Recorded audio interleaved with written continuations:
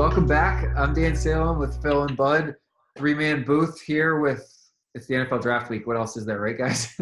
Yeah, I mean, we took off last week, once because I was on vacation, but two, there was just literally nothing going on last week. And if it wasn't for Russell Wilson signing his deal, maybe that would have been a little bit of something to talk about. But that was shot down Monday night when he signed predictably his deal. I didn't think he was really going to go anywhere to begin with, because even if he doesn't sign that, he's going to play one more year. Then they're going to franchise him, then they're going to franchise him again. So it's not like he was going to be available anytime soon, in my eyes. Yeah, well, and they signed him, right, and gave him big money, and then Seattle promptly shipped their most expensive second player out of town. So they're like, do you think they're rebuilding this year? I know this is not draft talk, but it seems like. Well, we thought they were rebuilding last year. I said they were going to have 2 or 3 wins, and I was completely wrong. Well, Wilson might get them 7.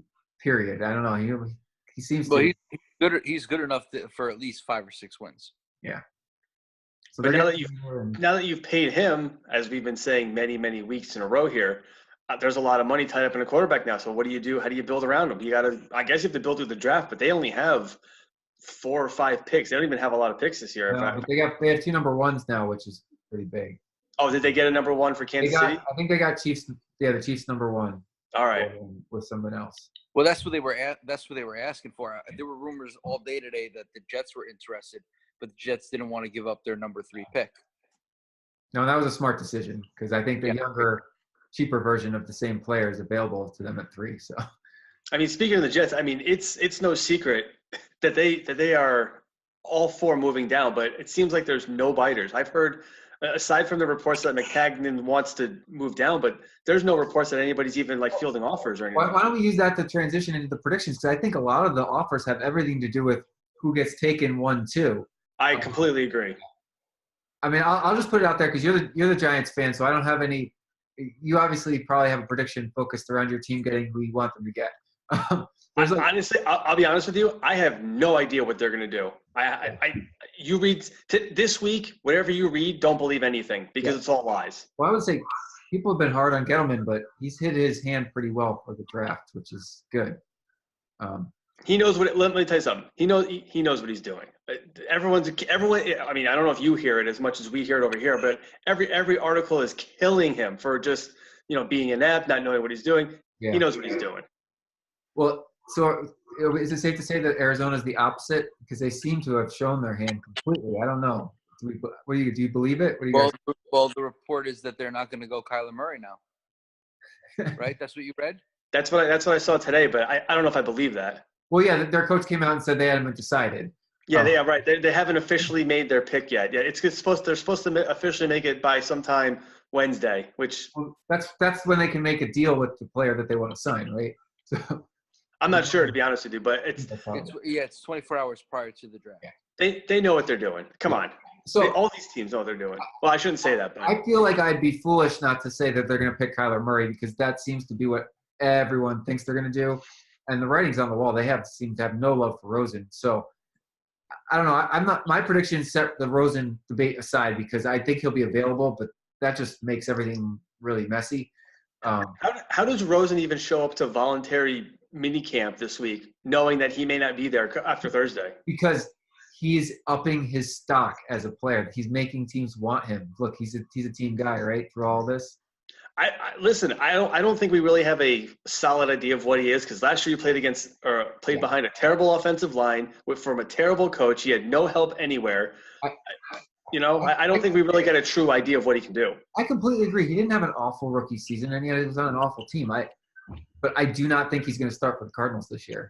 I really don't. It just doesn't seem like it, unless he's going to be the transition quarterback. But that's just stupid. I mean, they picked him number 10 last year. Now they're going to go quarterback again. I don't know. It's like you said before, a lot of the draft picks 2, 3, 4, and 5, and 6, I think are going to really be hinged on what they do with number 1. Because let's say they pick Kyler Murray, then we think Joey Bosa's going number 2. I think the Jets should probably take Quentin Williams number 3. Honestly, I was going to say I like Murray 1. I think 49ers. It's 49ers 2, yeah. They're not gonna go Bosa. I don't know. I feel like they would go. I think Allen. I think that we'll be surprised. somehow the Jets, they've had their number one guy on the board follow them for 2-3 years in a row when they've had this high a pick. It's not been like because Williams felled them. I think they're going to get Bosa, and then I think Oakland ahead of Tampa Bay was going to make a trade. Well, apparently Oakland is going to make a surprise pick, and no one knows what this surprise. Well, maybe they're going to pick the quarterback for the Giants and then make a deal after the draft to swap Carr for or something. No, they would have to pick. I think that Oakland and the Giants are going to make a deal. Oakland's been dealing all offseason. But I don't know if I want Carr. And you think Carr's going to want to come here and sit behind Eli for a year? No, Derek Carr is making almost as much. I think maybe even more than Eli. Yeah, no, I misspoke. They would draft a quarterback for the Giants and then trade, like the trade. And trade that quarter. Oh, okay. Oh, not Carr. Okay. Yeah. What do you think? What do you think? So we can debate it after. What do you think is going to happen?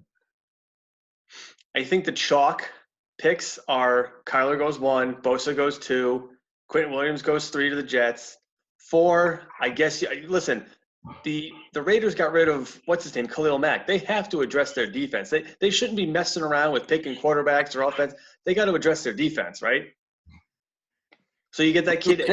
Their defense was awful last year. Right. So you get the kid Allen, right? Jared Allen from Kentucky, or there's one other guy, Ed Oliver. I think I've been hearing his name been floating around. Yeah, but I don't know.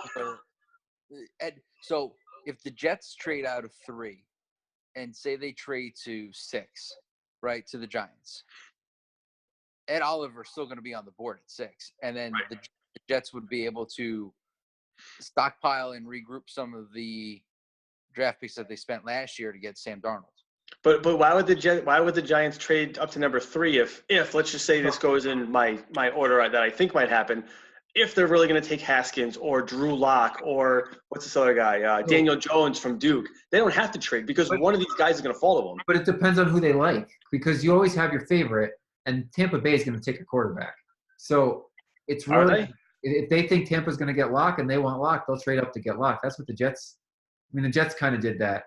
I've actually heard nothing about Tampa Bay the last month. Like no one's given a prediction on what they're going to do. All these mock drafts have a quarterback nowhere near them. Yeah, but nobody likes Jameis Winston. He got benched twice last season.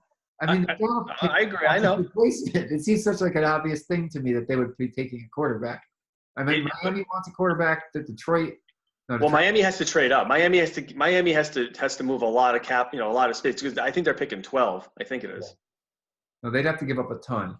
But I mean, I'd be shocked if Tampa doesn't draft a quarterback, but they probably don't trade up for it. It doesn't seem like their thing.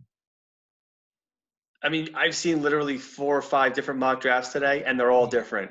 They have the Giants taking an offensive lineman, taking a defensive lineman, taking an edge rusher, taking a linebacker, taking a quarterback. It's all over the place. Why don't we talk about that for a second? Because they have to be different, right? Or they wouldn't be interesting. What's the point of reading something that's the same as? Yeah, that's true. But I mean, it's all over the place. And then you have Gettleman saying, we're not, just because we need something doesn't mean we're going to pick it. You pick the best player in the draft, and I mean, he proved that last year. Obviously we're going to still be making that debate for years whether you take the quarterback or Barkley, but his theory is you take the best player available, and that's who it was last year. Yeah, so I subscribe to that philosophy as well. I really think you should take the best player available because then you're making your football team really talented, and they tend to cover holes that you could probably fill. But it's pretty much a 50-50 split.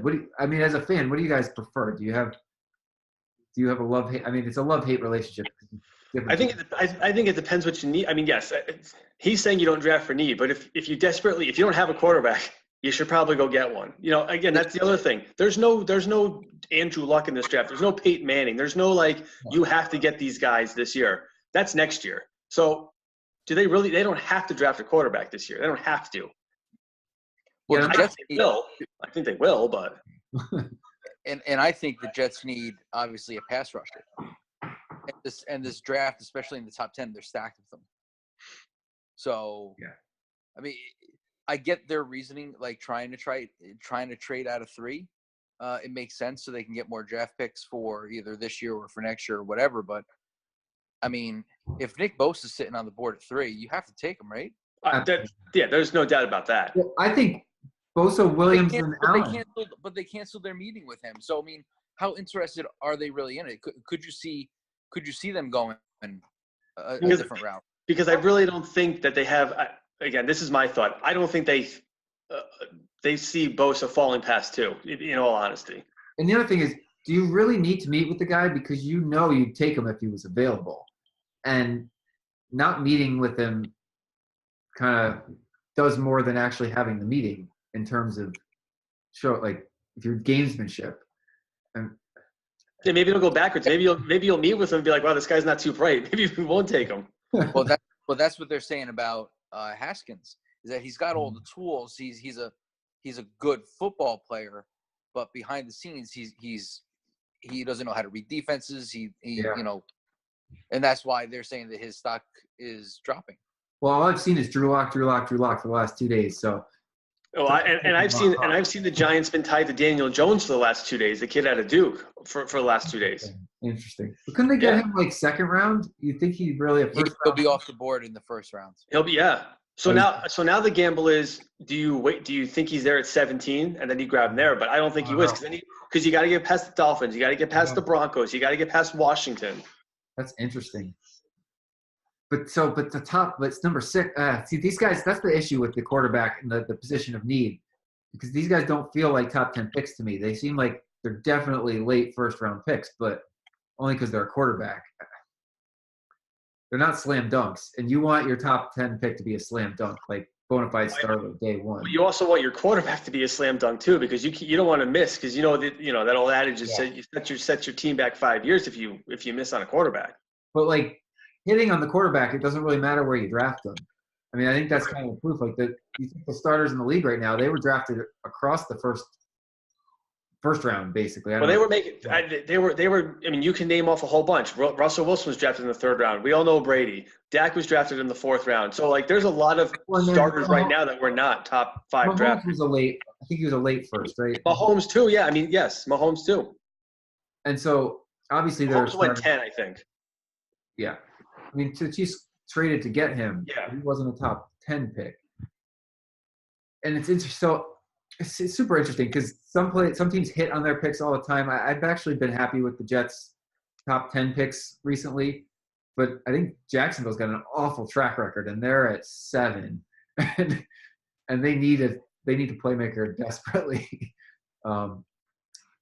They need wide receiver help. I mean, I could see going. His name is escaping me. Who's the wide receiver that crushed it at the combine? TJ something, right? Yeah, I forget his name, but I know who you're talking about. TJ Metcalf. Oh yeah, I think you're correct.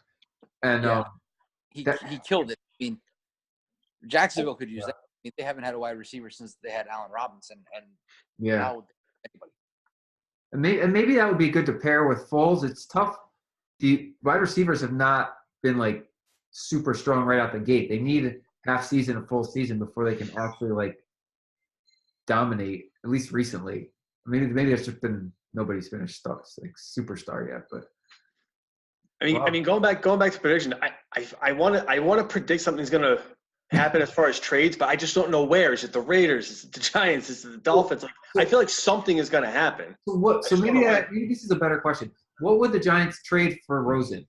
And keep the 6th pick? Because I think they could keep. No more than a second rounder. Right. Yeah, I would think they'd have to give up a 2 and a 3. That's fine. So right after Arizona takes Murray, do the Giants make that deal and trade for Rosen and then grab someone else at 6?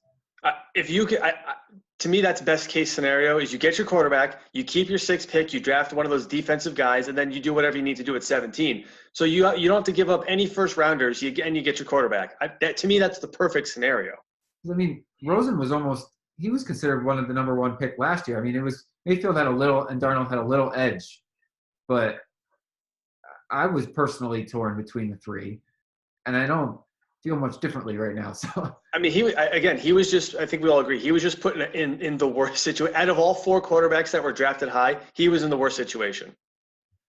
Yeah, I mean they're awful. They were awful, and I mean I agree with you, Phil. I mean it's not a fair evaluation of what kind of quarterback he is. I mean he had no weapons either.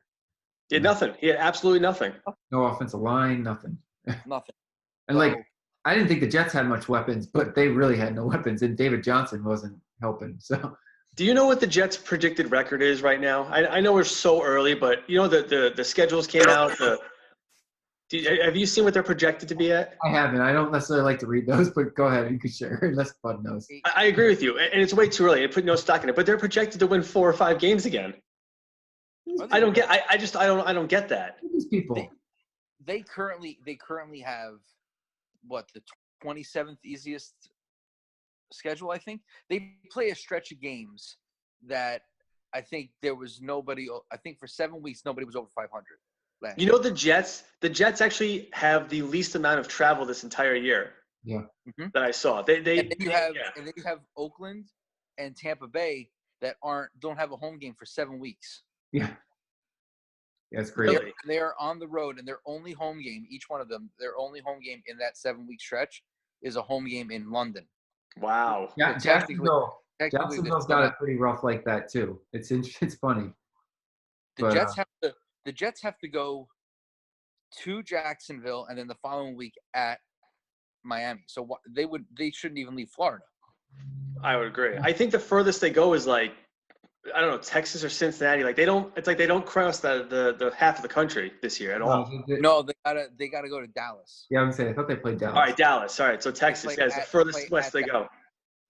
Yeah, hopefully that'll be good because they've been awful for a couple years in a row, and the schedule hasn't favored them accordingly like it should. So before we get to schedule, all right. So Dan, what do you think's gonna? I know it's easy to get off on a tangent. So what do you think's gonna happen? I think Arizona takes Murray. I think they trade Rosen to either Miami or the Giants. I could see the Dolphins trading for Rosen.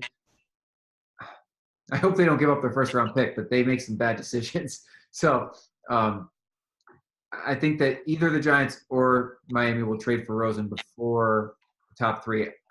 I don't think the 49ers are going to do something logical. I'm not sure what it's going to be. Maybe they trade with Oakland or Tampa, but I have a feeling Bosa is going to be there for the Jets at 3 just because there's so much volatility at the top and so many teams wanting to scoop up a quarterback. And then that's obviously best case scenario as a Jets fan. I think Bosa is the best player and fits a need. Now, if the 49ers take him, okay. I think the Jets will get Quinnen Williams. I think that they're favoring him. So would you rather have Williams or the linebacker? Allen? What's his name? Allen, yeah. I didn't watch either one of them play enough. They're kind of a toss-up to me. They seem like. Well, apparently some people are calling Quinnen Williams the best prospect in this entire draft. I know. So I think they're both going to be very good. I don't think either one will bust. I think they both will start day one for whichever team they're on. They both they just don't need that position, but they should complement Leonard Williams either way. I think it's a good case scenario for the Jets when the number 1 team is going to pick a quarterback and doesn't need one. So, but that goes to the theories. You're not you don't necessarily need him, but if he's the best player available, you make it work. Well, I don't think Murray's the best player available. No, I'm talking about at 3. That's absolutely. They've done it before several times where they take the player and they already have a guy. So I think they'll do that if that's the case. I'll let you roll the next few picks since you need to get creative for your Giants. I have a feeling. Yeah, Oakland's such a wild card because I have no idea what they're going to do. I mean, they have Derek Carr. So do you want to pair Antonio Brown with a rookie quarterback right off the bat? It's probably not I don't think that's a good idea. No. And they have so many holes in defense. I mean, they could find a veteran, but you have Carr already though. So you're going to draft. Let's just say they trade up and they get Kyler Murray. You're not going to then go out and sign a veteran to be a stopgap until Murray's ready. No, I guess you'd let Carr value rise and then trade him at the deadline this year. That's a lot of moving pieces. I think it's too many moving pieces at that point. I just don't think they do it. Well, maybe we'd better ask both you guys what do you want to happen for a team. Oh, sorry. What? Sorry, Dan. What'd you say? No, I was going to ask a question. So you got a comment? No, all I was saying is I wouldn't put it past John Gruden to do anything like that. Yeah. I mean, he's been known to just be crazy anyway. Well, he sent all their scouts home. Yeah. But he's afraid that somebody's going to say something, which is why he sent them home. Yeah, he's paranoid a little bit. Jeez. So I mean, I was going to ask you guys, what do you want to happen? Since we got the Jets at 3, the Giants at 6, we got big picks here. I'll tell you. So I think what I said before, like I want Murray to go 1, Giants trade for Rosen, pick a defensive guy at 6, whoever falls to them at that point, and do whatever you need to do at 17. Like, to me, that's best case scenario, because you don't have to waste a top 10 pick on a quarterback who may or may not pan out. That because again, this draft class is not that great. Rosen at least has played in the league, and we've seen tape on him. I just think, for me, that's the best case scenario. I agree. For you guys, I think the Jets are it's going to be defense. No matter whether it's Allen or Bosa or Williams, it's going to be a defensive guy. I don't think they trade down personally. There's a little buzz around the offensive tackle, but I don't know his name, and it's such a not sexy pick. But I mean, everyone needs. The Jets have had a hard time on the offensive line recently too. That's if they trade a couple spaces back, they should. But their offensive line is not the problem. Their problem is pass rusher right now. I mean, they've put enough pieces together. Yeah. That their defense should be better than what it was last year. Offensively, they should be better than they were last year. But they need an outside presence. So somebody to disrupt the passer consistently. I agree. Yeah. Right. Offensive linemen aren't sexy, but the Colts drafted Quentin Nelson last year, and I know they started off awful, but they almost made the playoffs. So it's a very important. Offensive lineman is very important. They did make the playoffs. Did they? The Colts, you're right. They won like 8-9 straight games. No, I know, but I didn't remember if I couldn't remember if they fell short or not. No, they put it all together. You can't compare Quentin Nelson with most offensive linemen. Most rookie offensive linemen don't become all pros their first year in the league. No, I agree. And I've been telling you for years that he was the best offensive lineman in college football, and he would be a stud in the NFL, and he was. Yeah, no, I'm saying, to Dan's point, they're not a sexy pick, but they're very important. But people like Quentin Nelson don't come around. They come around every 15 years like that. And he fell into the Colts' lap because everybody else was going quarterback heavy, so they literally fell into the Colts' lap. Yep. Well, let's assume our best case scenario then. If the Giants have Rosen, do you want him to start week 1? No. You want, after starting all season, you want him to go sit behind Manning? I think that'd be the best thing for him. I don't think. I mean, 30,000 foot view, but I don't think Eli finishes the season next year. Oh, if the Giants start off 1-4, 1-5, Rosen will be in, right away. Just like they did with Baker Mayfield last year when the Browns started off awful and Tyrod Taylor was throwing interceptions. It all depends on how you get out of the gate. You think that if Eli's getting some wins, that they're going to let him play out the year or the majority of it? Yep. Regardless of who they get. Regardless. That's why I think best case scenario is they get Rosen. Carr's not going to make any sense. If somehow they traded for Russell Wilson last week, if he didn't sign his deal, that's a totally different conversation. I have no idea what they would have done. Whether or not they would have got him is another question, but that would have thrown a whole huge monkey wrench in this entire thing. Interesting. But it didn't happen, so we can just skip over that. We can just skip over that. Yeah, it's just, I mean, Eli's going to start week 1, and then it's going to be a game-by-game thing to see how long he's there. So, that's why I was going to mention the schedule, because as I'm looking at this schedule, it's nothing like it was last year. Remember last year, their first 7 games were torture. Yeah. All right. So, the funniest, the most unfunny joke in the league is to have the Giants play the Cowboys week 1, and it's funny. It's happening again. Jets and Cowboys week 1. All right. But then you have Buffalo. All right. Then you have Tampa. Then you have Washington. Right. Okay. So you see where I'm going here? Then you got to play the Vikings and the Patriots. They could conceivably be 3-1. Yeah. That's what I'm saying. That's the whole point, is you can get out of the gates fast and Eli's not going to come out. And it obviously depends on how he's playing too. But why bench Rosen after he started for a whole season? Because he clearly did he really learn anything last year except for how to You're scramble? praying for the guy because you love him, and he already's got a year of NFL experience. He was on a terrible team. You think your team's pretty good. You're gonna make him. You're gonna. I mean, isn't it an open competition at least in August between the two of them? Yeah, well, yes, but is it really? Well, no. No. Rosen would have the edge. He's the young guy. The young guy. No, I think the opposite would be true. I think Eli'd have the edge. I think Rosen would have to beat out Eli.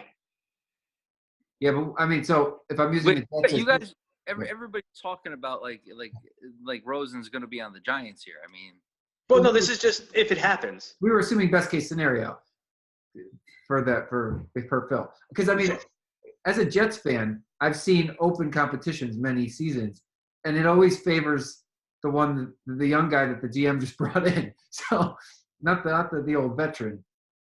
Now they often win, but they're an afterthought. What's his name? Oh yeah, I can't even think about it now. Who was the quarterback before the whole mess with Fitzpatrick and McCown? Who was that? Geno Smith.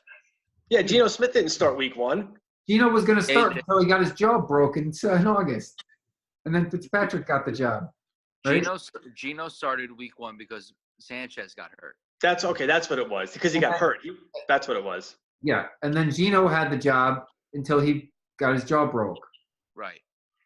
But he wasn't going to be the starter right off the bat. It was still Sanchez's job. Yeah. That was the year Sanchez played in that meaningless fourth quarter against the Giants. Yeah. Yes. That's what it was. Okay. No, it was the season after. I think it wasn't the Fitzpatrick, the guy that came in when Geno broke his jaw. That's why I was deferring to you guys. I couldn't remember. Basically, Geno had the job over Fitzpatrick. Yes, that I agree. Broke his jaw, and so then Fitzpatrick started and led him to 10 wins. It was a blessing in disguise, but he didn't win the job over the younger guy. The younger guy tends to get the job. I mean, if they don't get Rosen and they get one of these other guys, Haskins or Locke or Jones, yeah. he's not going to see the field year 1 unless something really bad happens. Okay. Unless something really bad happens. Last year we had all those rookie quarterbacks, and almost all but one saw the field by October 1st. I would be surprised if it wasn't the same. Yeah, but every single one of those quarterbacks last year would be the hands down number 1 pick this year. Hands down. Yeah, that's fine, but the Giants aren't trying to win football games this year necessarily. This is their rebuilding year. So you let I don't know. It seems to be I don't disagree with you that it might serve this new quarterback to sit on the bench for a season, but it seems like NFL teams are all playing their rookie year 1. They're not they're putting them on the field if the team's losing by October. So, I would agree with you if they didn't let Eli play this last year. If they cut him in the offseason, it would make complete sense. But they re-signed. I mean, they didn't cut him for a reason. Well, he sells tickets to a bad team. Yeah, but he's not going to make $23 million sitting on the bench. Yeah, but if they're going to clear 100 because he's on the team, they'll pay him 23 to sit on the bench or to be their quarterback. So he's the face of the franchise. He's the one in the last two Super Bowls. You get rid of him, then no one has any reason to show up. So Barkley's there's a little bit of this going on, especially when the year kicks off. I mean, after a month and they're bad, then the fans understand. But you expect them to be bad without Eli week 1. At least Eli gives you a shot, right? Yeah, you're right, and he does. And with all the supposed upgrades that they've sort of been trying to make over the offseason on the both sides of the ball. I mean, I like their chances week 1 against the Cowboys, as does both rosters are today. Speaking of Cowboys, you know that Zeke, Dallas is all pissed off that Zeke's put on a bunch of pounds lately. They were at the the hockey game. Who's the Dallas team in hockey? The Stars, right? Stars. Yeah, it was him and Prescott were eating nachos the whole time. So I got him on my fantasy team. He's got to lose that weight. Yeah, well, I mean, I'm sure they're exaggerating. Who knows? Maybe 5 pounds to them is overweight. But I just heard a funny comment that Zeke's coming in a little heavy this year. So that's funny. That's the other thing. So Dallas is going to be in a lot of trouble next year because they got to pay Zeke, they got to pay Dak, they got to pay 2 other guys who the names are slipping my mind, but they got 4 guys coming up in the next year that they have to pay, and obviously you can't pay them all. No. So they're all in on this year. If that means anything or not. And they're not even that good. No. I'll just say it now. Yeah, I can't disagree. So let's make some like bold predictions. I just want to throw it out there. I really don't think that the Dolphins are going to stand pat late in the first round. I think they're going to find a way to trade up. It wouldn't surprise me if they traded with the Jets, only because it's Gase's former team, and it seems to open the door for something like that. Even though you're within the same division. Yeah, but the Jets aren't going to try to help out a divisional rival. Yeah, but what are they offering? And how bad does Miami want to come up? Like, I know you don't want to help a division rival, but at some point the offer's too good to pass up. I don't know if they'll be with the Jets. To move up 9 spots, you need to give up at least this year's and probably next year's first round pick. Yeah. I don't know. I was making a bold prediction. I think Miami trades up into try to hop the Giants. I'm not sure exactly who their partner will be, but I think they'll do it. I almost wonder if a team like Miami or Washington trades with Oakland, because Oakland's like, well, we have all these picks what does Oakland have 3 first-round picks? So they could technically afford to trade down and still get some of the guys that they may be targeting, wherever the rest of their picks are. That's not out of the question either, because they could do something like that. Yeah. Well, I think we all agree they're going to do something no one expects. If Kyler Murray doesn't go number 1, it's a Wild West. It'll be the Wild West, because then all bets are off. It's got to be Boza if it's not Murray, right? But I'm just saying, if Kyler Murray's available, I mean, these teams are going to be falling over each other trying to move up. Hell, maybe even the Giants do it. I don't know. That's interesting. But it'll be very interesting. But do you have a wild prediction? No. Do the Jets pick at 3 or do they trade down when it's all said and done? I think they pick it. Pick at 3. Okay. I think so. I think they're going to pick at 3 too. Do you care who they get, or you just think they're going to be bad regardless? I think they're going to be bad regardless. I mean, you know that, but I think that they need to get defensive outside help. But they could, who knows with them, right? Yeah, they've been pretty predictable with their top picks recently, but everyone they've wanted. They have done well the last 2 years in the first round. So, let's see. Well, McCaggan's got a good track record of first round. He has an awful track record of second round, so I'm kind of happy they don't have any second round picks. And if they deal to get second round picks, it doesn't make me happy because I don't want him to use them. I like his first round. He's got a good first round record, so I don't know. Interesting. Well, so we're going to be live for the first opening of this draft. Now, somehow. Well, we'll film the show and we'll have it on. So all right. We're all gonna watch it, and we can watch and react live, and then I'll put it up on Friday morning. So it'll be before the second round kicks off, but it'll be a first round instant reaction. That's the best I think we can muster up with our current technology. But basically, the whole draft comes down to Murray, number 1. It could be super exciting for us or completely boring, depending on what actually happens with that first pick. I completely agree. The whole draft is going to be predicated on what happens number 1. Yeah. So do you want to try to live? Like, we could go live on Facebook, but I don't know. It's like so wonky. I don't know if it's worth it. I say we'll just do it this way and then put it up. It's only going to be like, the first 6 picks. Is it 5 minutes a pick or is it 10 minutes a pick in the first round? It's 5. All right, 5. So that should be 6 times 5 is 35 minutes at the most by the time the Giants pick 6. We're hopefully, they don't have to use up all their time. They generally do. Right. So we're hoping to get through the Giants pick with 6 with our 30-minute window here. But it should be exciting. I'm intrigued. I felt like we knew what was going to happen last year. This year, I'm not so sure. I feel like as we got closer to the draft last year, it came out that Mayfield was probably going number 1. We were all pretty sure Barkley was going 2. You guys were pretty sure Darnold, if Mayfield was gone at 1, you were going to take Darnold at 3. So that kind of fell into place. Yeah, and then we knew that. And I forget what happened after, to be quite honest. I think Denver was for it and took Bradley Chubb. We knew he was going to grab him. Right, and I think 5 was Quentin Nelson, or 5 or 6 was the Colts who went with Quentin Nelson. So it was a pretty much everyone knew by today. Yeah, there was no drama yesterday or last year. So this year feels completely wide open. Yeah, and maybe it's just because there aren't slam dunk quarterbacks. It kind of opens the door for everything. Yeah, it kind of feels like it's more fun this year, to be quite honest with you. Maybe because both teams are picking in the top, 5, 6 here. it seems like it's a little more entertaining, I think. We unfortunately did that last season also. 2 years in a row, both our teams are picking very high. Right. But the picks that were made last year are going to be sticking around for a while, I think. Yeah, no, that was good. It was good. In the long run. Ideally, this is the last time either of our teams are picking in the top 10 for a decade. Ideally. Well, we'll see.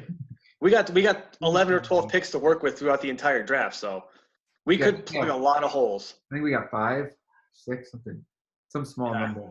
I think the Patriots have the most at 12, and we either have 12 or 11, so we're right there. Oh yeah, ESPN did a nice graphic for every one of your team's picks.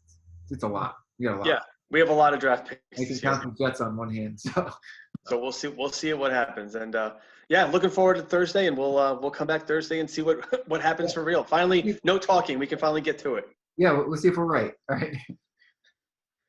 All right, we'll talk to you guys on Thursday then. See you later. All right, fellas. Bye. Thanks for watching BuzzChomp. Subscribe and share. Subscribe and share. Subscribe and share. Share. Woo!